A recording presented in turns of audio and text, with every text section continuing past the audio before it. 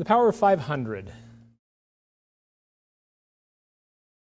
How do we reach outside the choir and reach the rest of the public and effectively re-educate them? Whatever actions we take, we're always seeking to build our influence in our community. Don't worry about what's going on in the next town or the next state or across the country. Because when you restore liberty in your community, that's the puzzle piece that you need to put in place.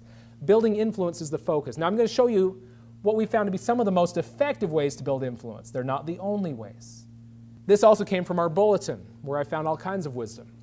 This is one of the most encouraging things I've ever heard. It costs a great deal more money to lie to the people and organize them into enslaving themselves than it does to tell the truth. It probably takes $1 for every $1,000 the insiders spend to undo insider-propagated falsehoods with truth. Sometimes that ratio is even greater. An example, that young lady I just mentioned, where a gift subscription for 2 years to the New American Magazine totally wore away, destroyed all the propaganda she'd been fed with just a subscription to a magazine.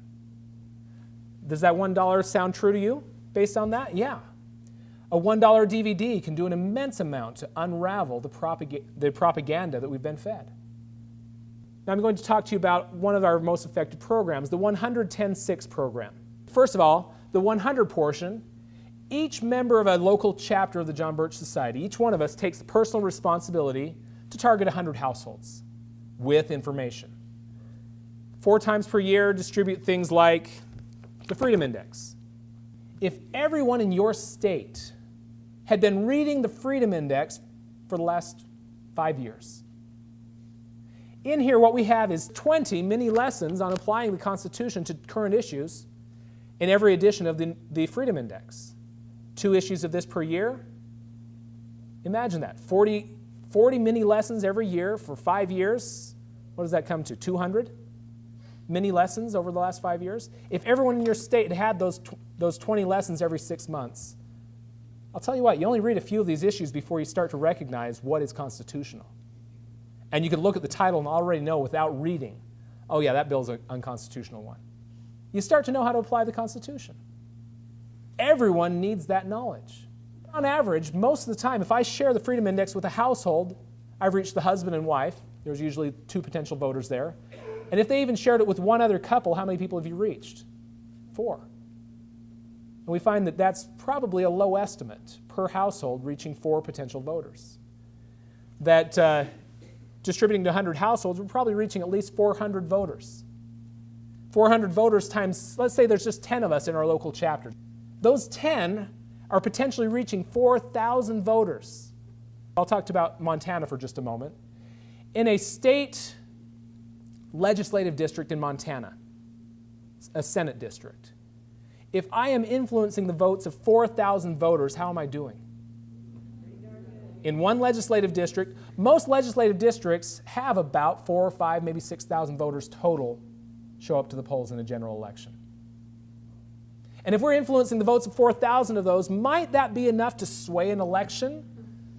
And if you have a chapter of just 10 doing that, in Montana we have only 50 Senate districts, what's our numbers looking like here? 10 people, 50 chapters across the entire state, you've got a team of 500 people, don't you? 500 people in those chapters reaching 50,000 households and roughly 200,000 potential voters. How many people voted in Montana's last general election? It was a little over 300,000. If we're influencing 200,000 out of 300,000, might we have an influence on the next election? Yeah, you certainly could. But that's not all. The 10 is reaching out to opinion molders. And done right, I think that the opinion molders part is more influential than the 100. The 100 is very important. It's a little bit of a shotgun approach, reaching out to 100 households on a regular basis. And the key to both of these is the repeat exposure. The first time you give this to someone, some people will react like I did and love it. Other people will look at it skeptically the first time. The second time, their wall might come down a little bit. And little by little, after seeing this over and over again, it becomes a household name. That's how we start to change the mindset of people in our community. the repeat exposure. That means that this is not an overnight fix, doesn't it? That means if we work on this, we're going to focus on this for 6 months. Oh man, we're not seeing any results. You're not supposed to. Keep going. Give it a year or 2 or 3 and you'll start seeing results. But this is a long-term commitment. This is a long-term problem. Now the opinion molders is a different attack, a different angle. We want to choose 10 people in our communities that are people of influence. Whether it's an elected official, someone who's maybe a talk show host on a local radio, newspaper editor, prominent business owner, might even be a plumber who's very friendly and in doing his house calls, he's just talking to everybody. I don't care who it is, you're targeting these 10 people because of their influence. One of my favorites on this list is pastors. How much influence does one pastor have? How many households does one pastor influence? Done right, the 10 is going to be more influential. But we're working on any angle of attack we can use. Now with that, I can't give you any kind of numbers of what the 10 opinion molders is going to reach. Much more than the 200,000. If we're trying to reach out to the 300,000 voters in Montana, between those two, can we do it? Can we turn around Montana doing that with 50 teams of 10? Absolutely. And in the process of that, from time to time, you'll find that there's a few people that step up and say, I want to know more, I'm hungry, I want more information, I want to know what I can do about it. They become one of your 6 prospective activists, people to join your team, people that can help with what you're doing. You don't have to stop at 10 people, by the way, in your local team. We don't have to stop at 500 in your state. When I talk about 500, that's 500 for any congressional district. Any congressional district in this country. You put one person in there working full-time. Where are my coordinators? Are they in the room right now or are they out? Do you want to stand up for just a moment? I'm going to pick on them. Thank you.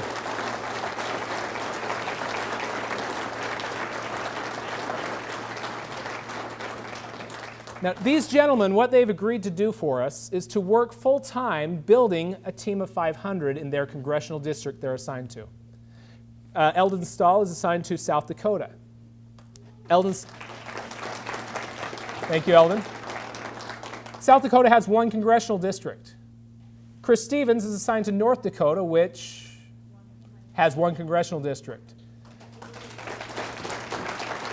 And then Jeff Hymas is assigned to Wyoming, which also has 1 congressional district. Build a team of 500 in each of those places, and what do? We turn around those states. Stepped out of the room is Michael Boyle, who's in charge of Montana. That's what it takes. It simply takes hiring one person, sending them to a congressional district, and say, build a team of 500. And honestly, you could drop me anywhere in the country, and I could build a team of 500. And if you have anyone who's willing to build their local team, I don't care if you don't know anyone in that community. If you work what I just showed you, you can build a team of 10 or 15 or 20 to turn around that community. You don't have to know anybody. It helps, sure.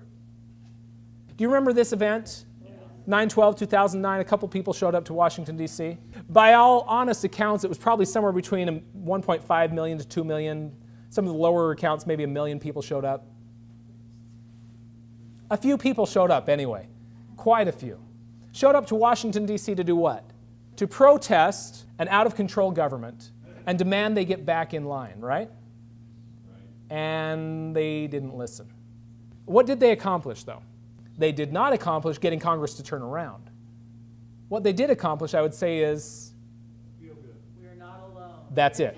That's it right there. We're not alone. You look around you, and there's a few million people around you that are also fed up with the direction our nation's going. Great, there's definitely enough people out there who are dedicated to this cause. For the 2 million that showed up there, how many didn't make it? How many couldn't afford to go? Yeah, exactly. Most of us. There's far more that stayed home than showed up. Now, answer me this question. What would it cost for you to have gone? Do you think you could have gone and spent a weekend in Washington, D.C. for $500 or less? I'm going to use that number, by the way. It's at least $500, probably a lot more. Those that did go that I spoke to said $1,500, $2,500 or more. If we just said 500, and let's say there was only 1 million people there, How much was spent that weekend? Simple math, $500 million. But you see what I'm saying here? $500 million was spent on that weekend accomplishing We're Not Alone. What could we have done with that kind of money? Think about this for a moment. How many congressional districts are there in this country? 435 congressional districts. Divide 500 million. That means you have more than $1 million to use in every district. That is far more money than we need to hire a coordinator for every congressional district in this country. What could we have done with even a fraction of that money? Hired a coordinator for every district? Where would we be today? If we had a full-time coordinator building a team of 500 in every district in the country, within a few years, having that influence of 500, educating and restoring the society that de Tocqueville described.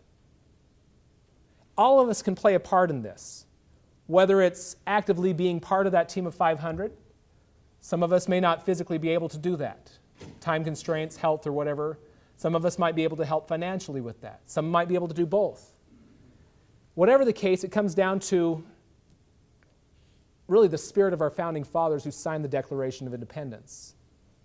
My favorite line of the Declaration of Independence is the concluding line. And for support of this document, with firm reliance on the protection of divine providence, they knew they were committing treason in the eyes of King George. Firm reliance on the protection of divine providence, we mutually pledge to each other what? Our lives, our fortunes, and our sacred honor. Today, there are many that are committing their lives to this cause, putting the time in. There are many who are committing their fortunes to this cause, funding everything we're doing here, making this possible. We are right now hiring coordinators in many districts across the country. But lastly, our sacred honor. That's what all of us put on the line. I am willing to be called a right-wing wingnut, an extremist. What are the other names? A kook? There's all kinds of different names that they might call you, right? Some people don't want to join the John Birch Society because they don't want to be called a Bircher. I say get over it. Do you want to save your country or do you want to be called something nice? Take your pick. Take your pick. I'm proud to be a member of the John Birch Society. We have stood for, we're now in our 53rd year, fighting for freedom. And I can't tell you how many people come to me today saying, I used to think you guys were crazy, but now I realize you've been right all along. One last quote from Jefferson and we're done. Jefferson declares, do you want to know who you are? Don't ask, act. Action will delineate and define you. I invite each of you to take part in this team of 500 in your congressional district, whether it be financially, spending your time, or any combination. Every one of us has something we can contribute to that cause. Thank you very much.